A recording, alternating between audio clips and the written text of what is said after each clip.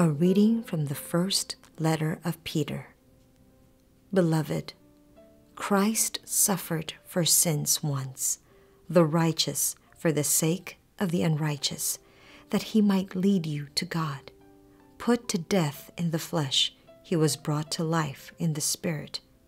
In it, he also went to preach to the spirits in prison who had once been disobedient, while God patiently waited in the days of Noah during the building of the ark, in which a few persons, 8 in all, were saved through water.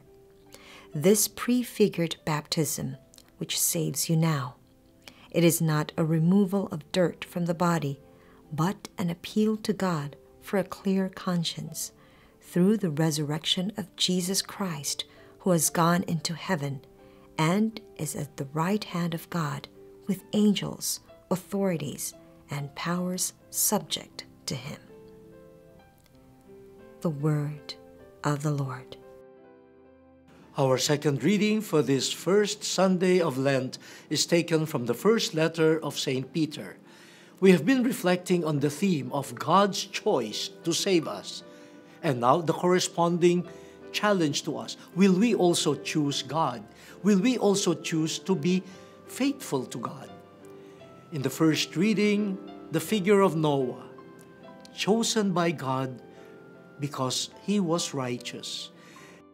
And in the midst of the destructive flood, God still chose to forge a covenant with Noah and the whole of creation. Never will I allow water to destroy the whole of creation again. The choice of God is to save. But how about human beings? Will we choose God? Will we choose to remain with God? Now, in the second reading, it is not anymore Noah, but Jesus Christ. But unlike Noah, who was saved by God from the flood, according to Peter, Jesus was subjected to death. At first glance, Jesus was not saved from destruction. We might even say, oh, Noah was luckier. He experienced the saving power of God. While all the others were destroyed, there he was, enjoying the protection of God. But Jesus, no. Jesus experienced the destruction that sinners deserved. But St. Peter says this is as far as his earthly existence goes. He really suffered and died on the cross. But God raised him up in the life of the Spirit, so that through Jesus, we also could be saved. So, the choice of God remains constant.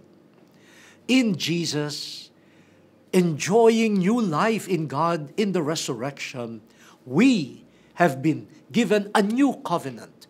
Not anymore the covenant through the rainbow that Noah saw, but in Jesus Christ. And here comes the beautiful imagery.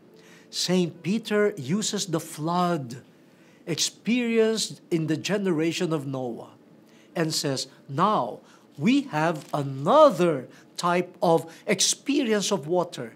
Not anymore water that will destroy, but the water that will make us experience the grace of God, and that is baptism. In baptism, sin, our sinfulness, is destroyed. But in that very destruction, we are given a pledge.